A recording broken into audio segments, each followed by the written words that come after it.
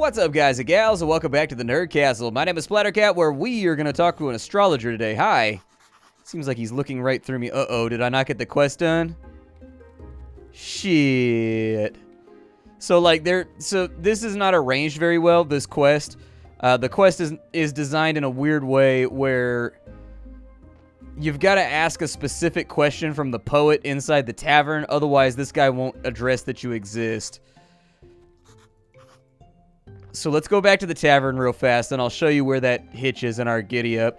This actually got me really, really stuck in the early access of the game because I was like, all right, well, everybody told me to go talk to the astrologer, but the astrologer won't acknowledge me, so what do I do? And you have to ask a certain question of a certain NPC in the tavern, and that's never made clear. Like, it gives you the quest to go talk to the astrologer before you've asked that question of the poet inside the tavern, and so there's no indication that you had to ask that question, and unless you know, you just won't know. It's one of those weird things. It's one of the odd quirks with this game.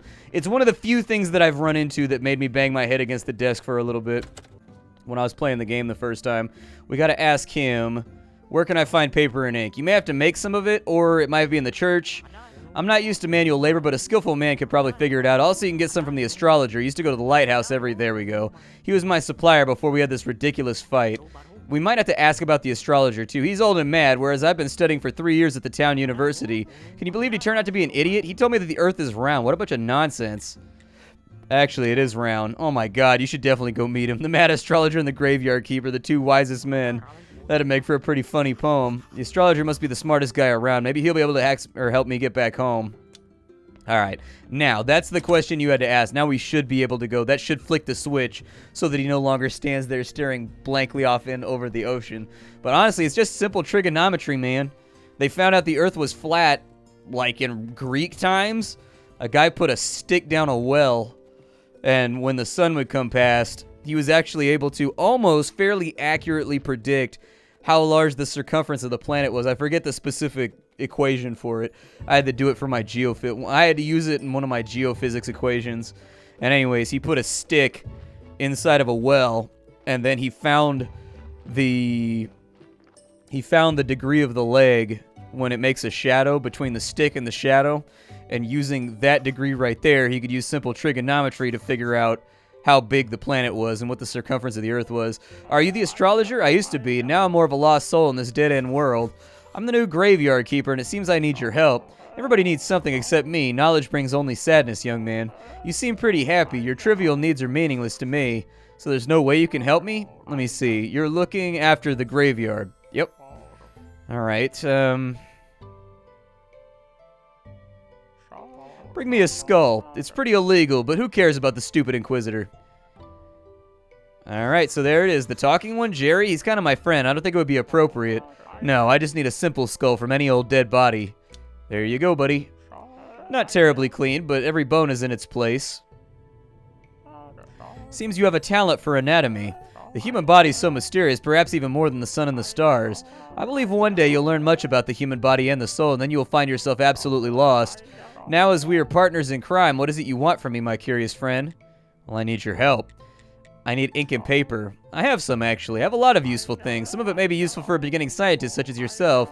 I can't stand those chumps at the university. I'd rather earn a little extra coin elsewhere. And then also I need to open the portal. A friend of mine told me that you might know how to open the portal on Witch Hill. Never heard about it. Maybe not exactly never, but at least not for many years. In another life, I had a friend. By the way, he was a graveyard keeper like you, and he was mad about this portal. He was so imaginative, and he knew a lot of things. What happened to him? He just disappeared. Hasn't been seen or heard from since. I tried to find him, but nobody knew him. I even started thinking he was just a figment of my imagination. It was a hard time for me. Was his name Jerry? Actually, I don't know his name. We used to call him by his nickname, Keeper. And what about the portal? I think he found a way to activate it. It was something magical, but I don't really remember.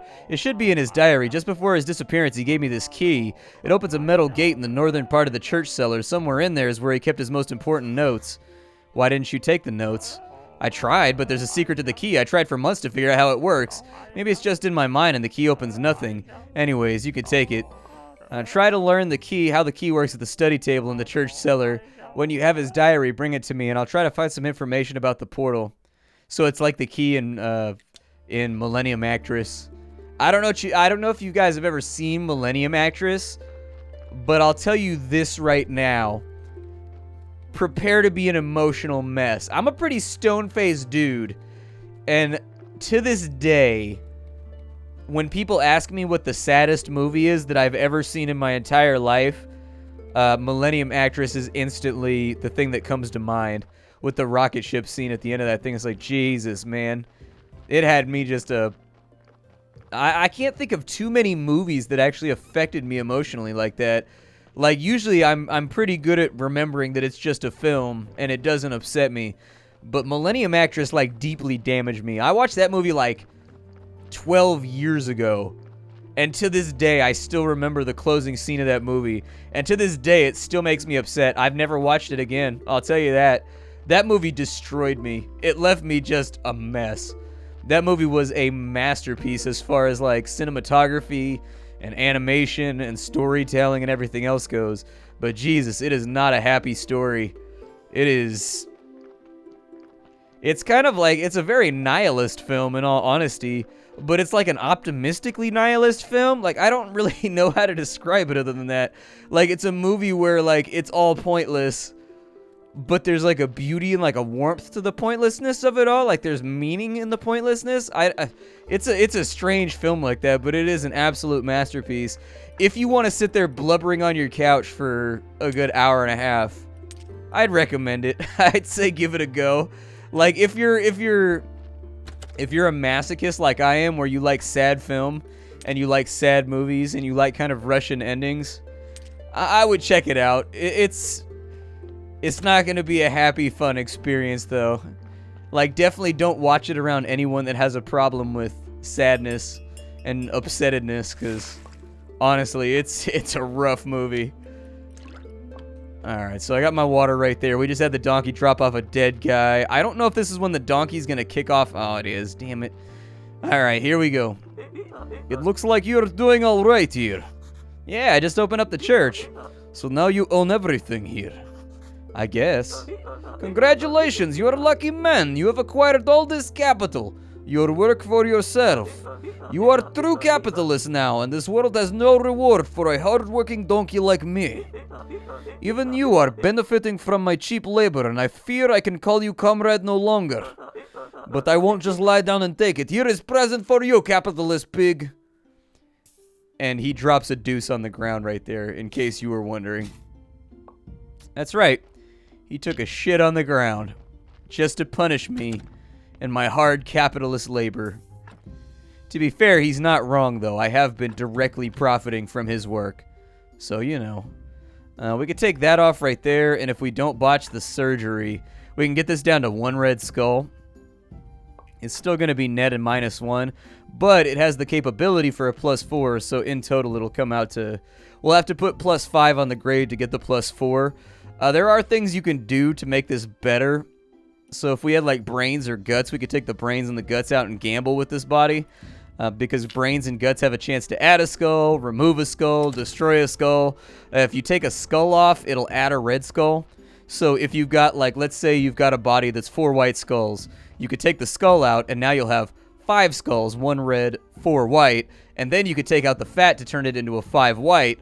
And so, like, there is a strategy to this game in the curation of the bodies, in case you were wondering. Like, it can be done in a satisfying way. It's just you kind of got to know how the system works, and there is a heaping helping of gambling as well in some of the body part removal, where sometimes good things happen, sometimes bad things happen. You just kind of got to play it as it lies. Not the best body we've ever buried, but I need money right now because I am super broke. And then we need to go to the potter's wheel, and we need to make all those bowls that the priest needed before we give our sermon tomorrow, so that we can get our first 5 research points. And you can see how this all comes together. By the time you get, like, midway through this game, you're gonna have, like, a cavalcade of random bullshit that needs to get done before you can accomplish a lot of the simple stuff that you want to do. I don't even know if we're gonna have the energy for this. Let's go ahead and I'm gonna max that out real fast because we have to make all of them. I gathered the perfect amount of materials to make this work for us, but yeah, we're going to have to sleep and get the rest of it done in just a minute. We're not going to be able to finish the entire thing. You, on the other hand, should always be cooking iron. Just make iron for me. I'm going to need like endless supplies of iron as we get further into the game. I went and I harvested all of that coal just to make sure we would have the rest of it. And so we've done the prep work. Let's bring it home and let's kick the field goal, all right? We're almost there. And we should have a week where we get a lot of good stuff done. So today we're going to do the sermon. We're going to turn in the Bulls quest. In 2 days, we're going to turn in the Hiccup Grass quest. We're not going to be able to plant the... Actually, I might be able to... There's a lot of things to get done. No, I won't. I won't be able to get it done, but I will be able to harvest a whole bunch of carrots. So, you know, on the plus side, if you ever wanted to be a carrot farmer, that's how we're going to get it done here. That can just sit there for a little while. I don't really care about that. Let's plant those carrot seeds that the donkey pooped out. And I think each of these harvests should give us, I think, 5 carrots. It's not fertilized. I think if you fertilize it, you get like 7 or something like that. But there you go, our first little carrot crop so that we can get our Stardew Valley action going on at the moment. We've got 21 bowls, which means we're going to have one left over. I'll probably just destroy it, in all honesty. It's not that useful. All right, there's your bowls. Poof, those are ugly. Those are going to be perfect for poor people, though. I'm pleased to note your involvement in the business of the church. So there we go. I might even consider upgrading your church to a big church. That means more faith and more money. With a big church, you'll be closer to God, and what's more important to me than holiness? But all of this is far in the future. First, everything here has to be perfect as my haircut. And I mean both the church inside and the graveyard outside. So we've got to get to 30... I'll do my best to meet your high standards. Speaking of high standards, I'd be so pleased if you could provide me with some fish. It'll save me from starvation. Not just any fish. I need quality fish fillets. I believe you can find the kind of fish near the waterfall. Alright, so he's got all kinds of stuff. You mean the town is starving right now? No, I can't eat meat. And as for the fish from the town harbor, no thank you. Not with that rotten ship of the dead half floating there. You're my only hope. I think I've started losing my hair on account of my bad diet. Alright, so that's been taken care of over here. We should probably deck that grave out with whatever stones we can. I'll worry about it a little bit later. For right now... Oh, yeah, we needed the yard expansion. That's what I said I was going to work on today, too. So let's go back and we'll get the yard expansion done so that that's all fiddled away with. I think I need... How many... Let me have a look here. I don't exactly know. So I need one more of those. We've got the Cleric's Beginner's Guide. I'm going to take that, and I'll throw the bowls and the stone in there. The Cleric's Beginner's Guide is right there, and I'm going to use that to learn...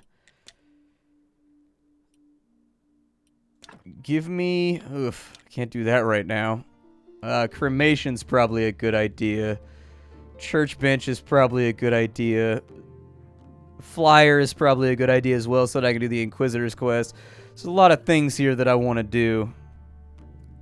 Let's go with cremation for right now. Now, cremation allows us to get rid of subpar bodies and still get the ticket for it without messing up our graveyard or having to throw them in the river. And so, in my opinion, that's a net win. It's pretty much exactly where we want to be. So I need one more of these. And now that that's done, we'll go in here and yard space. Bow. And so as you can see, we now have much more area for us to put crafting benches in and stuff like that. One of the big things I feel like this game is missing is the ability to rearrange your yard as you see fit. I'm hoping they'll add it in a future patch, but it remains to be seen. We've been asking for that since the beta, and so as much as I would like to see something like that happening, let's go back down. Actually, I'm going to sleep for right now. Then we'll go back down into the basement. We'll figure out what we need for... I think we needed advanced metal parts. We need like 9 flitch, and I think we needed nails, if I remember correctly. I think. I'm pretty sure that's what we needed for the paper workbench so that I can start making paper out of human beings. And then once we can do that, we can break down the paper to get research points, and that'll give us our first big glut of like 150. Can I make the stone grave barrier yet? I can't. Weak. Alright. I'm gonna need some more flitch. So let's go ahead and mash out 2 of those real fast. We've also picked up a little bit more iron while we're out here. Out here in the field, I saw for my meals. That's like one of my favorite songs of all time. Bobo O'Reilly or whatever the hell it's called. I love that song. That's a great song right there. It's a fantastic song. I need to make... I think 3 is how many I needed. I'm having trouble remembering, though. That'll probably be the remainder of my energy, but I don't have anything else to do today. So we should be fine to just, like, pass time and accomplish nothing. Which is really kind of my function in this world. Like, I always felt kind of bad because when I was young, my guidance counselor or whatever would be like, what do you want to be when you grow up? And I'd be like, rich. He'd be like, all right, so, like, what do you want to do to be rich, though? And I was like, no. You're not understanding. You're not understanding here. I want to be independently wealthy and not do anything. Like, I want to live on a cruise ship for the rest of my life if I can survive the norovirus. You see what I'm saying here? You kind of picking up what I'm putting down, amigo? Like, I want to be rich, and I don't want to work hard for it. And that's the point at which in the conversation, somebody's eyebrow always raises. Like, that's the point somebody's eyebrow always goes up. They can't help it. They can't help it. But frankly, like, let's have a real conversation right now, though. Like, isn't that kind of what you want to? Like, in a perfect vacuum, right? In a perfect world, isn't that really what you want to? Like, and so, like, I feel like you can save the judgmental gaze, because I'm pretty sure that's what you want to admit too. You've just been socially conditioned to know that it's wrong to request that. You see what I mean? Like, all I'm saying is I'm pretty sure that's what we all want. And this is not an admission of, like, me being lazy or anything like that. It's just my admission of human desire. You know, like, maybe we should not suppress that. We got pigskin paper over here. Alright, so I can finally make paper. And once I can make paper, we can break that down on that bench right there, and we will be golden. Really, I haven't really had any true ambitions in life. Like, I wanted to be in a heavy metal band for a long time, and, like, I toured and I did all that kind of stuff for, like, 10 years. Never really went anywhere with it. It was fun, but it didn't earn any money. There's not a lot of money in music. Good luck with that. If you think that the internet is a cold business, believe me, try out the music business. It is the coldest business that you will ever see. And we'll go ahead and get some paper going right now. And then now that we have that done, we'll shave that real fast. And this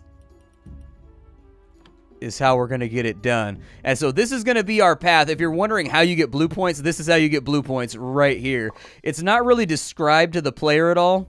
And it's not really told to the player at all. You've kind of just got to figure it out on your own. I struggle with this a ton in early access, trying to figure out how to make the jump from weak technology to high technology.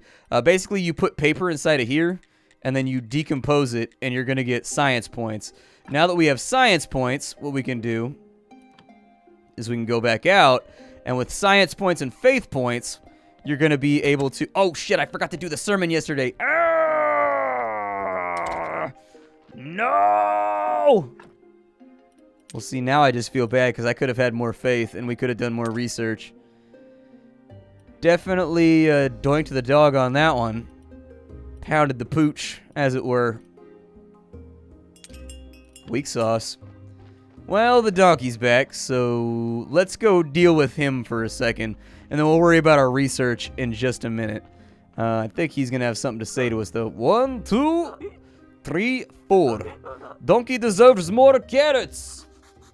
What are you doing here? I'm on strike. What does that mean? It means that I am tired of being oppressed. I'm not bringing you any more corpses. At least not for free. I have demands. First, I demand better working conditions. Grease wheels for change. I can't keep listening to squeak. Second, need day off. No more corpses on Sunday. And last but not least, better pay. From you. These corpses are not your property. They're like a natural resource, and I want my cut. Each new corpse will cost 5 carrots in advance. You can place them in special box here. I'll take carrots from it. If you refuse, then find yourself another donkey. And oh wait, there is no other donkey. Ha! Asshole. So we're not going to get any more bodies until we do his quest, is what the game is telegraphing right now. Good. Put carrots in box. I'm not sure you know what you're asking for if you're a girl donkey. Let's go ahead and... I'm just going to sleep for today. It's time for us to get some well-deserved rest. We'll grab that from over there, and we actually have a lot of points right now. I'm pretty happy with where our points are at. Like, it could definitely be worse right now as far as providing for ourselves. Burial certificate I can hold on to. My shovel is almost broken. Oh, look, more iron. Yay. And so make sure you queue up your iron, kids. If you don't queue up your iron, you're going to have a lot of issues having enough iron. I know that sounds self-explanatory, but you should always have like a 50 stack just constantly cooking. Because as you get further into the game, things get more and more iron intensive. And so like you're going to end up needing like 10 to 15 iron at a moment's notice. And if you haven't been actively cooking iron the entire game, you're going to hit a pretty big stopgap in your ability to produce for your base. So anyways, today's the day for research. Let's dive straight on in. We're going to grab a couple of things on this side. I don't think we're going to be able to do a lot of research, but we should be able to do enough research to get us like 100 blue points, which will carry us for like the next couple hours of gameplay while we're working on getting all those benches and things built. I would like a bone, I would like the fat, I would like the meat, and I would like the blood. I don't think any of these are going to be